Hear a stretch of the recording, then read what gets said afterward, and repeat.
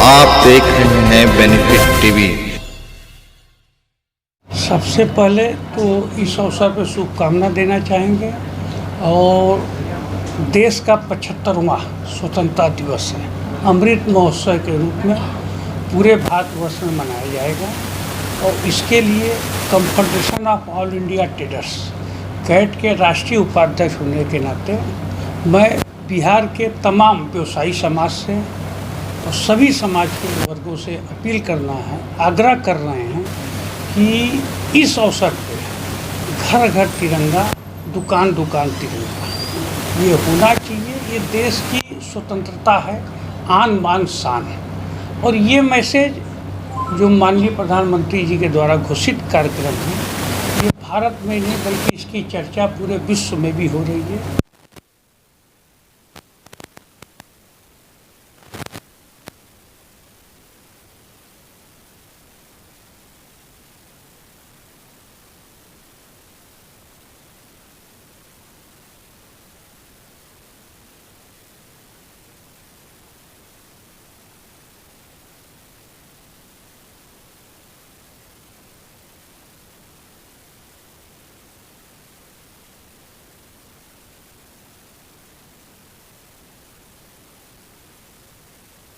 अपने प्रतिष्ठानों में वो लगावें, इससे देश में ही नहीं बल्कि पूरे विश्व में एक संदेश देने का कार्य होगा।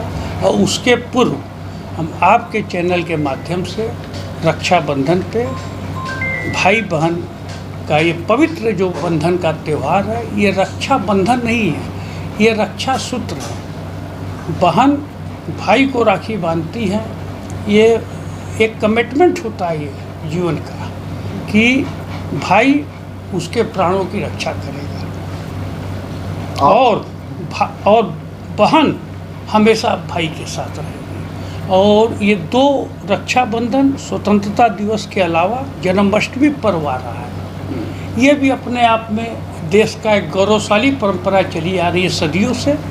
इस जन्माष्टमी के अवसर पर भी हम आपके माध्यम से सभी पटना और बिहार और पूरे देशवासियों को बधाई देते हैं इस अवसर पर। आप भावी प्रत्याशी हैं मेयर के लिए, किस तरह से तैयारी आपकी हो रही है इस क्षेत्र में, क्या कुछ आप करने वाले हैं, आगे की रणनीति क्या है? निश्चित रूप से मेयर का चुनाव है। सबसे पहले हम बिहार सरकार को धन्यवाद देंगे कि पहली बार जनता के द्वारा मेयर का चुनाव हो रहा है। जो पार्षद लोग मेयर को चुनते थे उसमें मैनेजमेंट के खेल बहुत ज़्यादा होते थे और 5 साल में एक बार नहीं होता था, 2-2, 3-3 बार भी मैनेजमेंट का खेल होता था। इन सबों से जनता को निजात मिलेगी और जनता डायरेक्ट मेयर का चुनाव करेगी। इसलिए हमने मन बनाया कि नहीं, जो सामाजिक काम करता है ऐसे लोगों को आगे आना चाहिए और समाज हित में काम करना चाहिए। इसी संदर्भ में हमने मेयर का मन बनाया चुनाव लड़ने का और आशीर्वाद तो जनता से ही मिलता है, वो चाहेगी तभी हम वहाँ तक पहुँच पाएंगे। और बस यही हम कहेंगे। किस तरह की तैयारी, क्या मैटर लेके आप जनता के बीच में जा रहे हैं? मैटर तो बड़ा स्पष्ट है पटना के लिए, इसको तो देखने की चीज़ें हैं। हम एक दो छोटा सा एग्जाम्पल देते हैं आपको। एक 200 मीटर की गली होती है, रोड होती है, 20 लाख रुपए का टेंडर होता है। शुरुआत में रोड बना दी जाती है, 1 महीने के बाद टेलीफोन विभाग आता है, साइड से रोड को काट देता है, मट्टी भर के चला जाता है।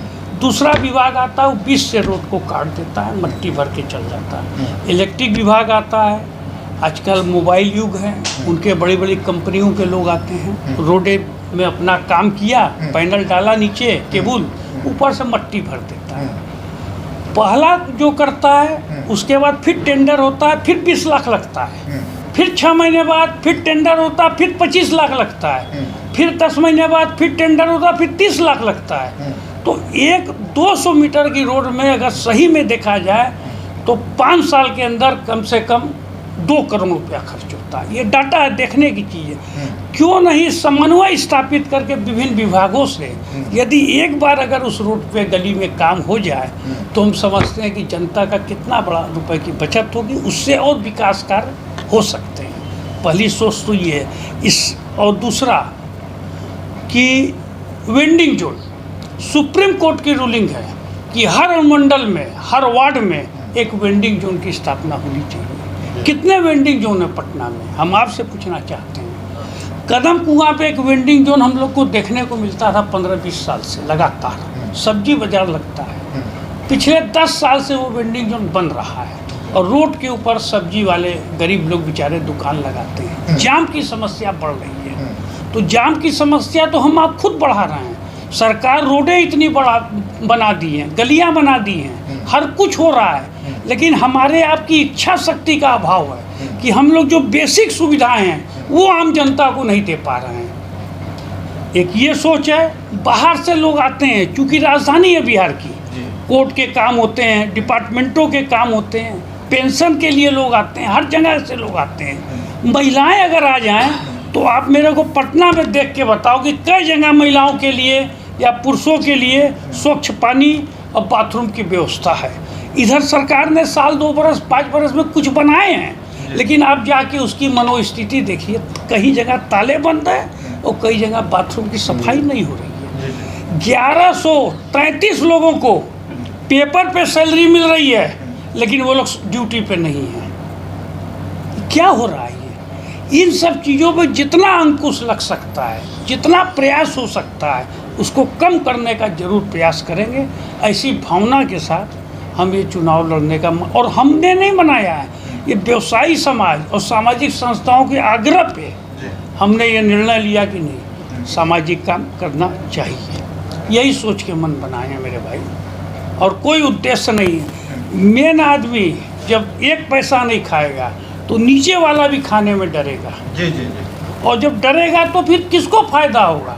जनता को फायदा होगा। इसका मतलब आप पूरी प्लान बना के इस चुनाव में भाग लेंगे? निश्चित रूप से। लोग पूछ रहे हैं तो जवाब तो देना पड़ेगा। और हम तो यहाँ तक कहते हैं कि 5 साल के कार्यक्रम में यदि 2 साल 2.5 साल में यदि किसी को कुछ देखने को नहीं मिले तो कान पकड़ के हमको वापस बैठा दें, हम तैयार हैं। चलिए, बहुत आप देख रहे हैं बेनिफिट टीवी।